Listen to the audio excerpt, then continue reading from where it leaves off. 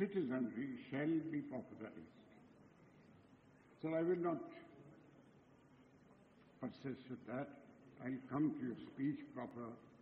I do not wish to read out, not your speech, reread, or even to define the parameters, but I have tried to condense what you said in your speech, plus what was contained in the economic survey, which is otherwise a fine document, because whatever the finance minister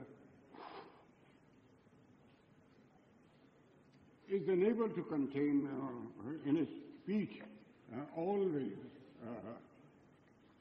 goes there. So the survey, sir, the economic survey, so the economic survey, very briefly, is optimistic on growth improving in the coming year and also in the year after that. It also identifies, and quite rightly, fiscal consolidation as the central challenge ahead, so as to revive investment, growth, and to contain aggregate demand, because if aggregate demand is not contained, then it has that not containing it has two fallout effects. There are the index of inflation going up and current account deficit widening. The survey called, these are all eminently acceptable and reasonable. The survey also calls for getting energy prices right. Again, who can dispute this? But it's easier said than done to get energy prices right, so that the losses in the technical and commercial losses in the power sector are reduced. It is a very big thing. But what the survey fails to identify, and which I'm sorry, sir, that you too, as the finance minister, do not really identify, because survey cannot display political courage, we expect it of you, is decontrol of fuel. Mr. Finance Minister, sir, coming here, these days,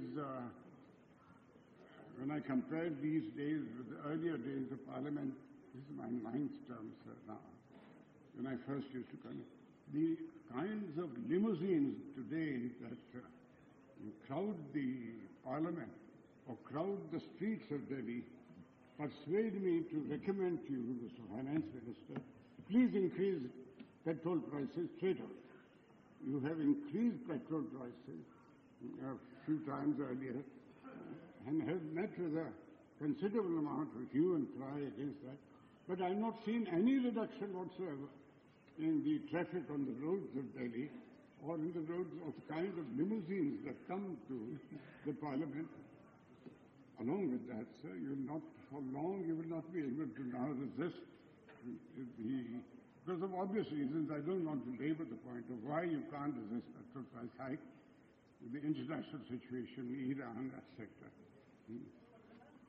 But you cannot also resist doing so for diesel. This is not a politically popular point, but it's economically and fiscally a vital point. But you also simultaneously, and that is a requirement that states must cooperate, is to stamp out power theft. Power theft in the country is rampant, except some states. And if you continue to steal power, we will always be short of power. So investment has also suffered, which is an account which quite rightly the survey points out, as indeed your speech also indicates. But in addition to that, sir, may I point out how decision-making is almost at a standstill. And why is decision-making at a standstill? Because there's been a kind of there's been an outbreak of, what else can I call it? Outbreak of scandals and scams and corruption cases, with the result that all civil servants, all, without exception, they have taken recourse to a very easy course, which is to not take any decisions whatsoever. If you do not take decisions, then certainly you cannot make mistakes. But finance minister, sir, either a political community or a civil service that withdraws itself, as the survey points out, not in these words, but certainly indicating